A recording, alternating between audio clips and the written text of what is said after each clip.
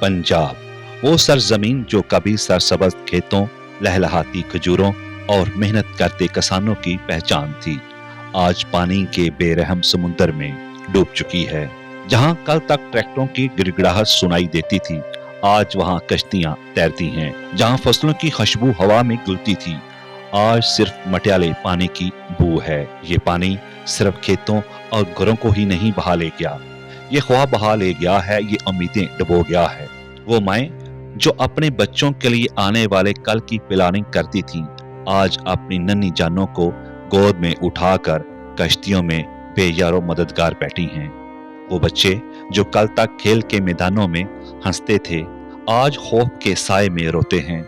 वो बुजुर्ग जो कल तक मस्जिद के सहन में दुआओं में मसरूफ थे, आज अपनी टूटी छतों पर आसमान की तरफ देखकर बस एक ही सवाल करते हैं, या अल्लाह, ये आफत कब टलेगी।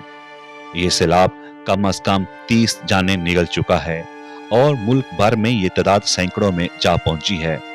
ये सिर्फ अमवात नहीं, ये कहानियां हैं। हर एक मरने वाला अपने पीछे अधूरी ख्वाहिशें और टूटे हुए ख्वाब छोड़ गया। घर उजड़ गए, बस्तियां मिट गईं और खेत जो कल तक अनाज उगाते थे, आज मौत की खामोशी ओढ़े बैठे हैं।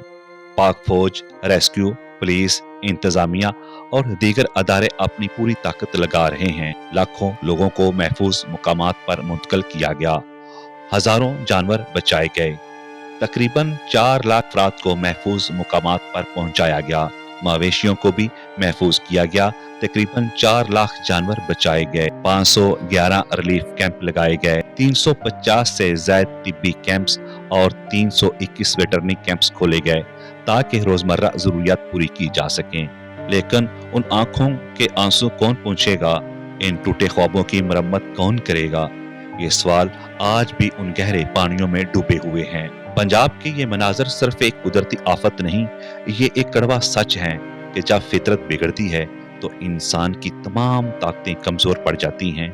ये पानी हमें बता रहा है कि हम कितना बेबस हैं और शायद यही लम्हा है कि हम सब रुक कर सोचें, क्या हम आने वाली नस्लों के लिए महफूज जमीन छोड़ेंगे या फिर यही वीरानी, यही आंसू और यही कश्तियां हमारी पहचान बन जाएंगी।